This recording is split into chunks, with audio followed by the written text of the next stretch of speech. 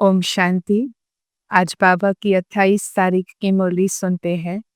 शिव बाबा समझाते हैं ये समय है कि जब ये ड्रामा का चक्र पूरा होता है और क्योंकि ये ड्रामा का चक्र पूरा होता है, आत्मा को वापस घर जाना है, तो बाबा सिखाते हैं बच्चे आपस में प्यार से रहो, जिसको बाबा कहता खीर खंड होकर रहो, अर्थात मिलजुल कर मिठास से रहो।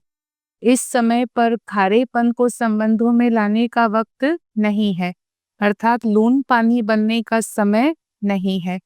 समय को पहचानो और प्यार से रहो। अब वापस जाना ही है तो फिर खारापन रखकर, कड़वाहट रख कर के क्या फायदा। साथ साथ जो बाबा ने हमें आत्मा का ज्ञान दिया कि हम ये शरीर नहीं है, हम इस शरीर को चलाने वाली एक चैतन्य आत्मा है। तो आत्मा के ज्ञान से, आत्मा समझने से जैसे कि ये तीसरा नेत्र मिल जाता है, ज्ञान के तीसरे नेत्र से हम त्रिनेत्री बनते हैं। और जब हम अपने आप को आत्मा समझते हैं तो हमें ये रियलाइज हो जाता है कि हमारी यात्रा बहुत लंबी है, बहुत लंबी। जब उस लंबी यात्रा को याद करते हैं तो आदि, मध्य, अंत, कल, आज और कल हम उसको समझ जाते हैं, जिसको बाबा कहे आप त्रिकालदर्शी बन जाते हो। तो ज्ञान से त्रिनेत्री और त्रिनेत्री बनने से ही हम सहज त्रिकालदर्शी बन जाते हैं।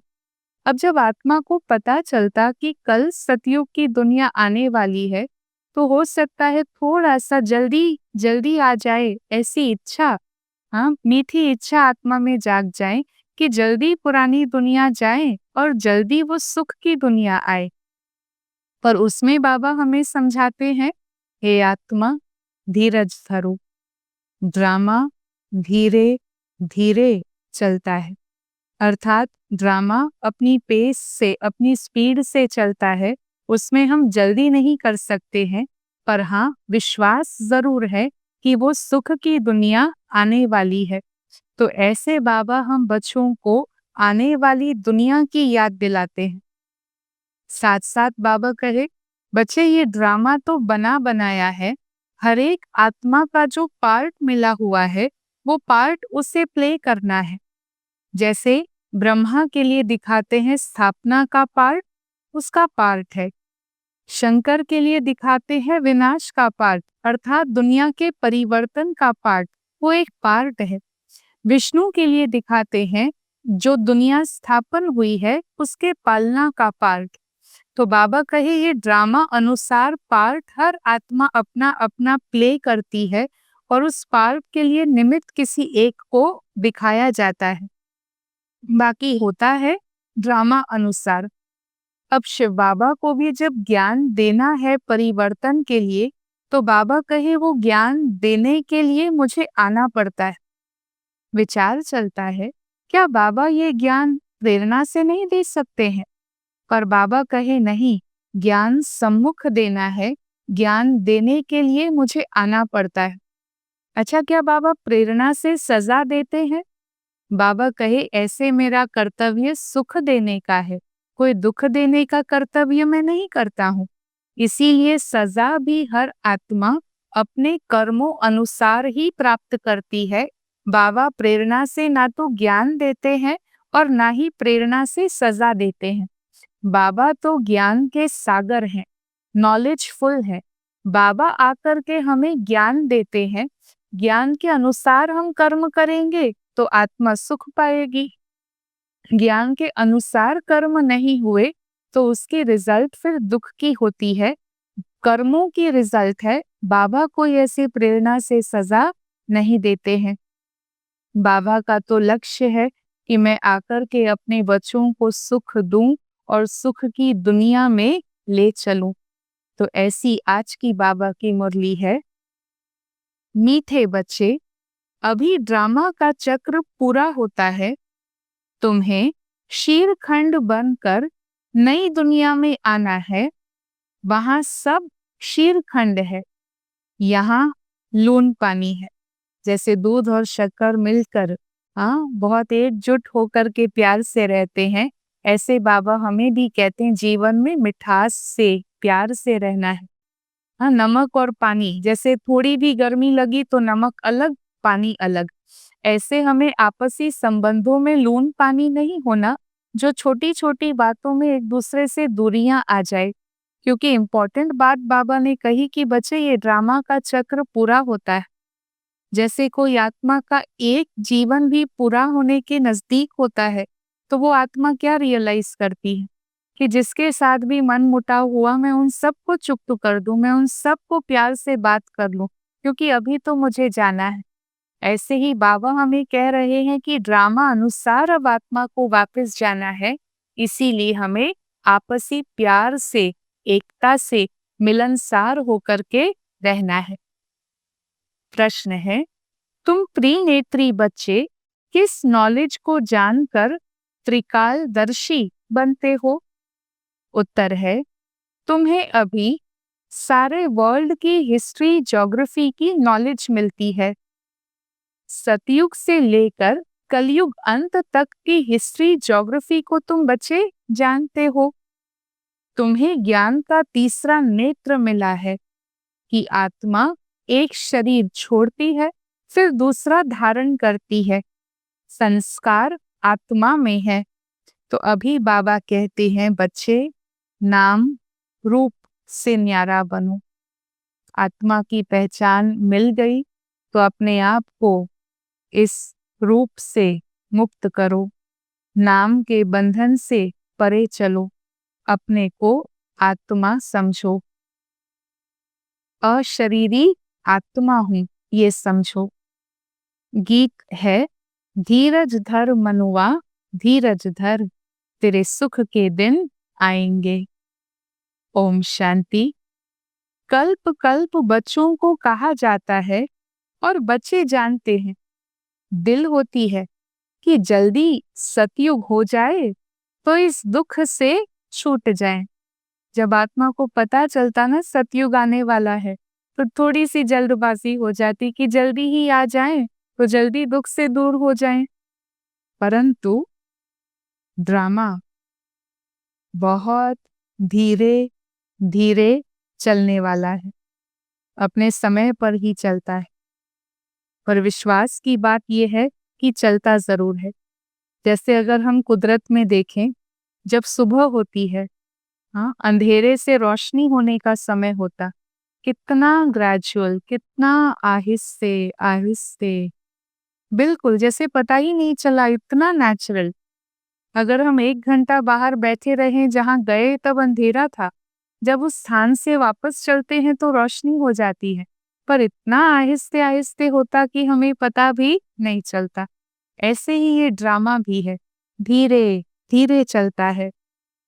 बाबा धीरज देते हैं।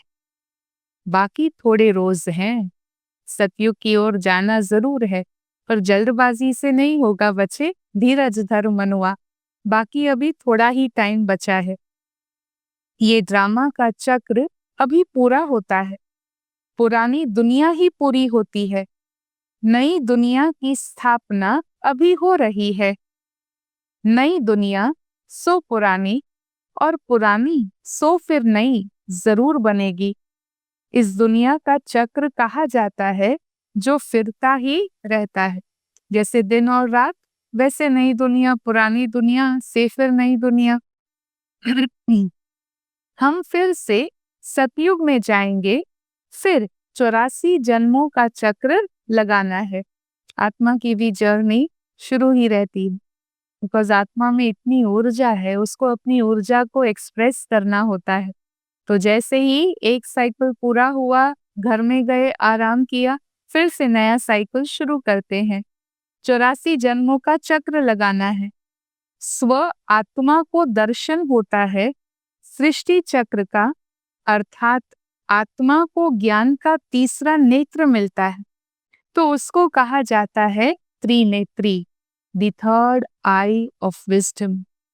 जो आत्मा रियलाइज कर लेती है, मेरा मैक्स पोटेंशियल क्या था, आज मैं कहाँ हूँ, अब फिर से मुझे कहाँ पहुँचना है, अपने बेस्ट पोटेंशियल को अचीव करना है, ये आत्मा को wisdom, third eye of wisdom मिल जाती, त्रिनेत्री बन जाते हैं।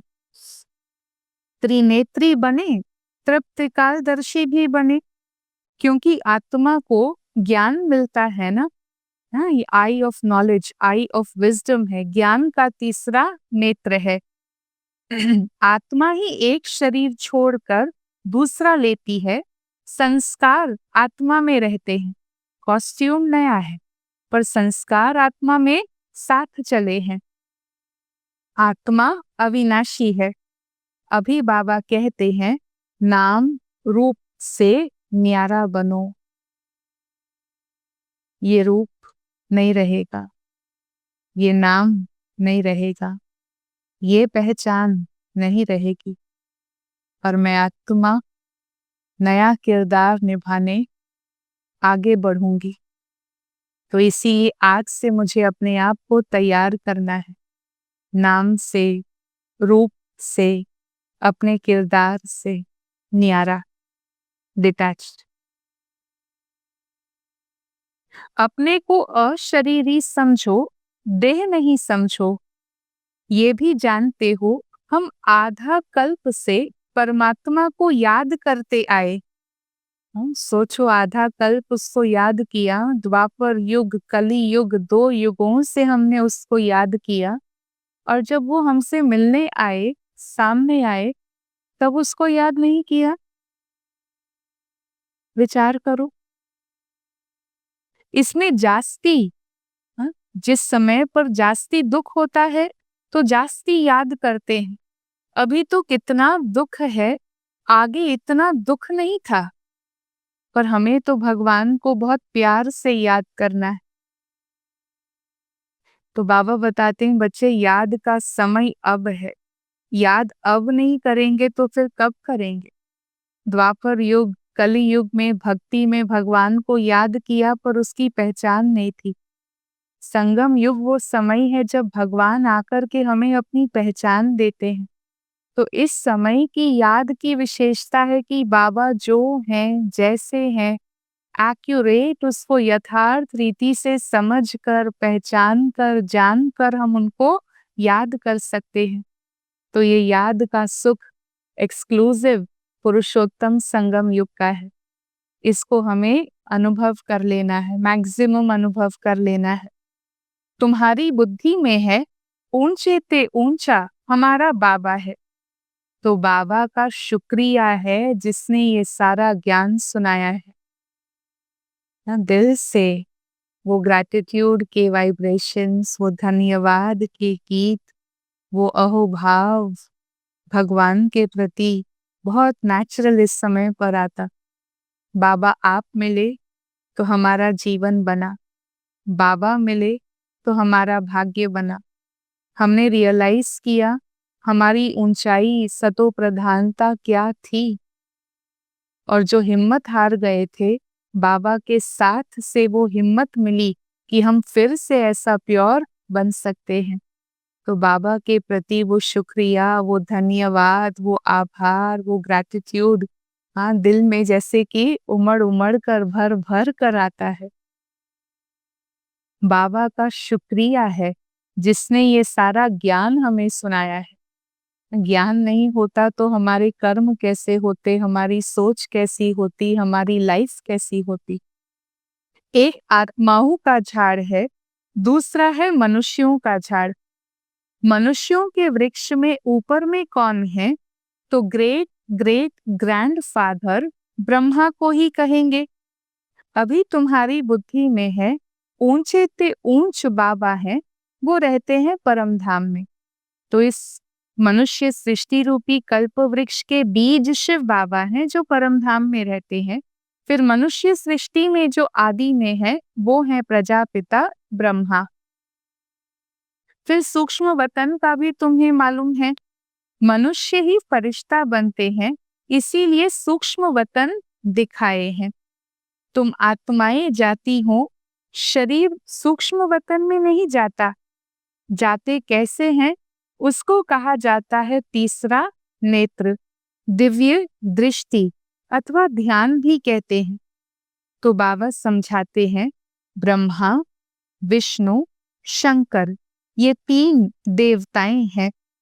स्थापना के लिए ब्रह्मा को दिखाते हैं, पालना के लिए विष्णु को दिखाते हैं और विनाश के लिए शंकर को दिखाते हैं।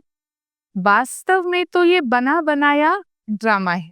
हाँ, भले हर एक को मुकर्रर किया, निमित्त रखा, पर बाबा दूसरी ओर कह रहे हैं ये बना बनाया ड्रामा है। तो हर एक का पार्ट भी है, ड्रामा अनुसार है।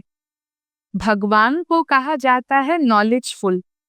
अगर वे प्रेरणा से कार्य करते तो वो सृष्टि चक्र का ज्ञान कैसे देते? इसीलिए बाबा समझाते हैं बच्चे प्रेरणा की बात नहीं है, बाबा को आना ही पड़ता है। निराकार साकार में आकर ज्ञान देते हैं। बच्चे, मेरे में सृष्टि चक्र का ज्ञान है, मुझे ये पार्ट मिला हुआ है। जैसे ब्रह्मा विष्णु शंकर ड्रामा अनुसार अपना पार्ट, ऐसे बाबा कहे आत्माओं को ज्ञान से जगाना ये मेरा पार्ट है। इसीलिए मुझे ही ज्ञान सागर नॉलेजफुल कहते हैं। तो बाबा आकर के ज्ञान देते हैं। कर्तव्य किया तो उस आधार से उनकी महिमा हुई, जो नॉलेजफुल कहा, ज्ञान का सागर उनको कहा गया। अब जो जैसे कर्म करते हैं उसकी खुद ही सजा भोगते हैं, फल प्राप्त करते हैं। मैं किसी को भी दुख नहीं देता हूँ और ना कोई प्रेरणा से ही सजा दूंगा। बाबा कहे कर्मों अनुसार आत्मा सुख दुख पाती है। मैं प्रेरणा से न तो ज्ञान सुनाता हूँ और न ही प्रेरणा से किसी को सजा देता हूँ। मैं प्रेरणा से करूं तो जैसे कि मैंने सजा दी ना, तो ये भी तो दोष हो जाता है। तो इसीलिए बाबा कहते हैं मैं तुम बच्चों को सुख देने वाला हूँ, तुम मेरी महिमा करते हो, बाबा आकर के दुख हरो, तो मैं थोड़े ही दुख देता हूँ, है ना। ज्ञान देते हैं, ज्ञान से हमें सुख मिलता या दुख मिलता वो हमारे कर्म पर डिपेंड करते हैं। अभी तुम बच्चे बाबा के सम्मुख बैठे हो तो तुम्हें कितनी खुशी होनी चाहिए। सचमुच आत्मा मन बुद्धि से परमात्मा के सम्मुख महसूस करती स्वयं को, उस खुशी का अनुभव ही कुछ अनोखा है। यहाँ डायरेक्ट भासना आती है, कोई प्रूफ नहीं चाहिए। आत्मा ने तो पहचान लिया मैं किसके सामने बैठी हूँ। डायरेक्ट भासना आती है। बाबा हमें पढ़ाते हैं, गाते हैं ना, अहो प्रभु तेरी लीला। तो बाबा की लीला कौन सी है जो बाबा आकर रोज रोज हम बच्चों को ज्ञान सुनाकर अपने आप को याद करवाकर, जैसे हम बच्चों को कहते तो मुझे याद करो, तो बाबा की लीला यही है कि रोज रोज ज्ञान सुनाते हैं, रोज रोज योग लगवाते हैं और हम बच्चों को पावन बना देते हैं। कलयुगी मनुष्यों को सतयुगी देवता जैसा बना देते हैं। कमाल है। अहो प्रभु तेरी लीला। तो ये कौन सी लीला है? सृष्टि को बदलने की लीला है। पर किया कैसे? कोई जादू की छड़ी नहीं घुमाई है, लेकिन जादुई मुरली सुनाई है। जैसे वो सर्प के आगे जब बीन बजाते हैं तो उसमें उसको इतना मगन कर लेते हैं, इतना मगन कर लेते हैं कि इतना वो मगन हो गया कि फिर उसका जहर निकाल लेते हैं, उसको पता भी नहीं चलता। तो ऐसे ही बाबा की मुरली भी ऐसी, बाबा के प्यार के मुरली में हम इतना मगन हो जाते हैं, जो आत्मा में जहर मिक्स हो गया है बाबा उसको निकाल लेते हैं, हमें पता भी नहीं चलता। तो इसीलिए कहा वाह प्रभु तेरी याद ने क्या जादू कर दिया। आवाज ही नहीं हुई और अभिमान टूट गया। जो भी विकृतियां हैं सब निकल जाती हैं और कुछ पता भी नहीं चलता।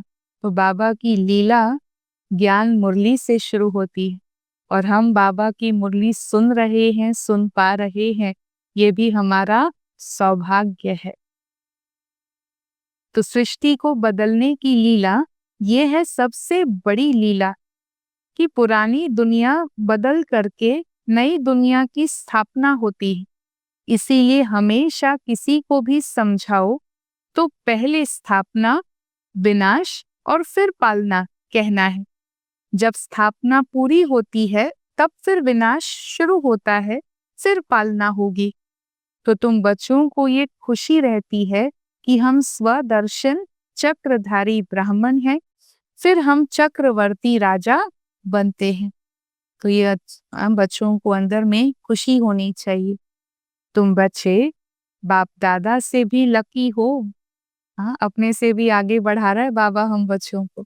तुम बाबा से भी लकी हो।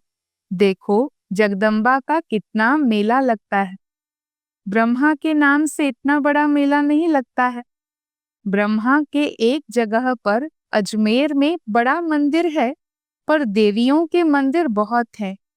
इसीलिए इस समय तुम्हारी बहुत महिमा है। तुम भारत की सेवा करते हो तो पूजा भी तुम्हारी जास्ती होती है। बात है सेवा भाव की। तो तुम लकी हो। मैं तुम्हारी कितनी महिमा बढ़ाता हूँ। भारत माता की जय कहते हैं ना, तो भारत माता तुम हो। वैसे तो हम जो बने बाबा के ही बनाए हुए हैं। हमारी तो क्या महिमा। सेवा के लिए योग्य बनाया तो किसने बनाया।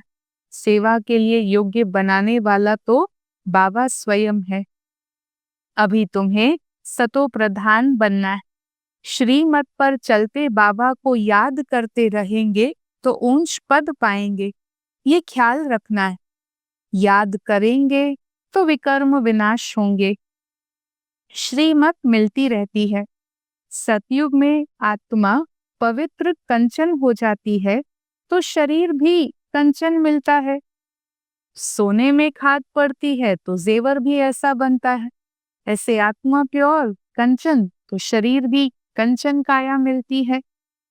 फिर आत्मा में मिलावट हो गई विकृतियों की तो शरीर भी फिर ऐसा। आत्मा में झूठ की मिलावट तो शरीर भी वैसा। खाद पड़ने से सोने का मूल्य कम हो जाता है। पहले तुम विश्व के मालिक जैसे 24 कैरेट थे। याद करो ओरिजिनल पावर आत्मा की कितनी थी। बिल्कुल हम आत्माएं प्योर थी। जरा भी कोई नेगेटिविटी की, व्यर्थ की, काम क्रोध लोभ मोह अहंकार का तनिक मिलावट तो नहीं था। क्या होता है इसकी जानकारी भी नहीं थी। बिल्कुल अविद्या थी। इतने हम प्योर थे। तो ये बाबा बच्चों से रूरिहान करते हैं। बच्चों को बैठ बहलाते हैं। हाँ, जो इतना प्यार से बाबा बच्चे बच्चे कहकर बात करते हैं तो दिल ही जीत लेते हैं। जैसे बहलाते हैं, रूरिहान करते हैं। जो तुम सुनते सुनते चेंज हो जाते हो, ये कमाल है। बाबा की बातों को सुनते सुनते आत्मा को पता भी नहीं चलता। ईश्वरीय संग का रंग आत्मा पर लग जाता। आत्मा चेंज हो जाती है, फिर से प्योर बन जाती, फिर से शुद्ध बन जाती, फिर से शांत बन जाती, ज्ञानवान बन जाती। मनुष्य से देवता बन जाते हो। वहां हीरे जवाहरतों के महल होंगे, स्वर्ग फिर तो क्या।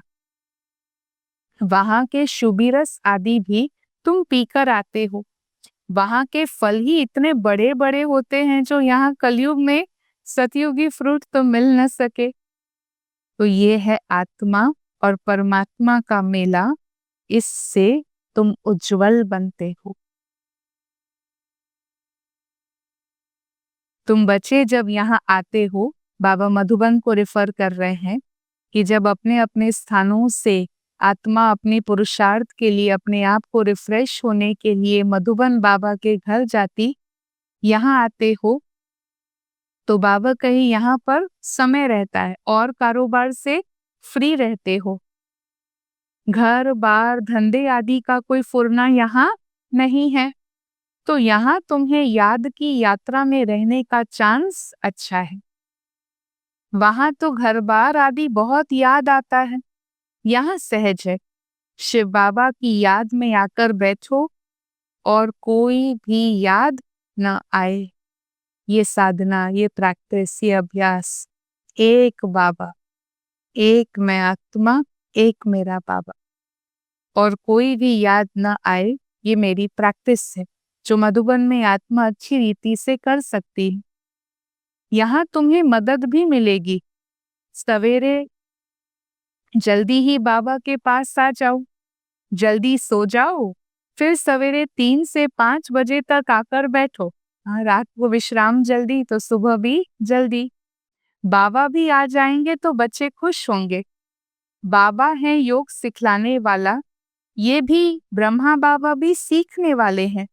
तो दोनों बाबा और दादा आ जाएंगे, फिर यहाँ और वहाँ योग में बैठने के फर्क का भी पता पड़ेगा। यहाँ और कुछ भी याद नहीं पड़ेगा, इसमें फायदा बहुत है। तो बाबा राय देते हैं ये बहुत अच्छा हो सकता है। तो एक बार कम से कम सारे वर्ष में बाकी सब बातों से फ्री होकर मधुबन में आत्मा ज्ञान और योग के पुरुषार्थ के लिए समय निकाले, ये बहुत अच्छा है। अब देखें, बच्चे सुबह जल्दी उठ सकते हैं। कईयों को सवेरे उठने का अभ्यास है। अरे योगी जीवन की तो शुरुआत ही उस अमृत वेले के काल में होती है। तुम्हारा संन्यास है 5 विकारों का और वैराग्य है सारी पुरानी दुनिया से और प्रीत है एक शिव बाबा से। अच्छा, मीठे मीठे सिकी लधे बच्चों प्रति माता पिता बाप दादा का याद, प्यार और गुड मॉर्निंग। रूहानी बाप की रूहानी बच्चों को नमस्ते। हम रूहानी बच्चों की रूहानी बाबा को नमस्ते। वरदान है, बेहद की स्थिति में स्थित रहे, सेवा के लगाव से न्यारे और प्यारे, विश्व सेवाधारी भव। विश्व सेवाधारी अर्थात बेहद की स्थिति में स्थित रहने वाले। ऐसे सेवाधारी सेवा करते हुए भी न्यारे और सदा बाबा के प्यारे रहते हैं। सेवा के लगाव में नहीं आते, क्योंकि सेवा का लगाव भी सोने की जंजीर है। ये बंधन बेहद से हद में ले आता। इसीलिए देह की स्मृति से, ईश्वरीय संबंध से, सेवा के साधनों के लगाव से, एक एक चीज बाबा क्लियर कर रहे हैं। देह के स्मृति, ईश्वरीय संबंध से, सेवा के साधनों से लगाव से न्यारे और बाबा के प्यारे बनो, तो विश्व सेवाधारी का वरदान प्राप्त हो जाएगा और सदा सफलता मिलती रहेगी। न्यारे और प्यारे, ऐसा सेवाधारी बनना है। और स्लोगन है, व्यर्थ संकल्पों को 1 सेकेंड में स्टॉप करने की रिहर्सल करो तो शक्तिशाली बन जाएंगे। कौन सी रिहर्सल करनी है? बाबा कहे व्यर्थ संकल्पों को स्टॉप करो। जब ये रिहर्सल करेंगे तो आत्मा शक्तिशाली बन जाएंगी, क्योंकि शक्ति की लीकेज जो है वो स्टॉप हो जाएगी। ओम शांति।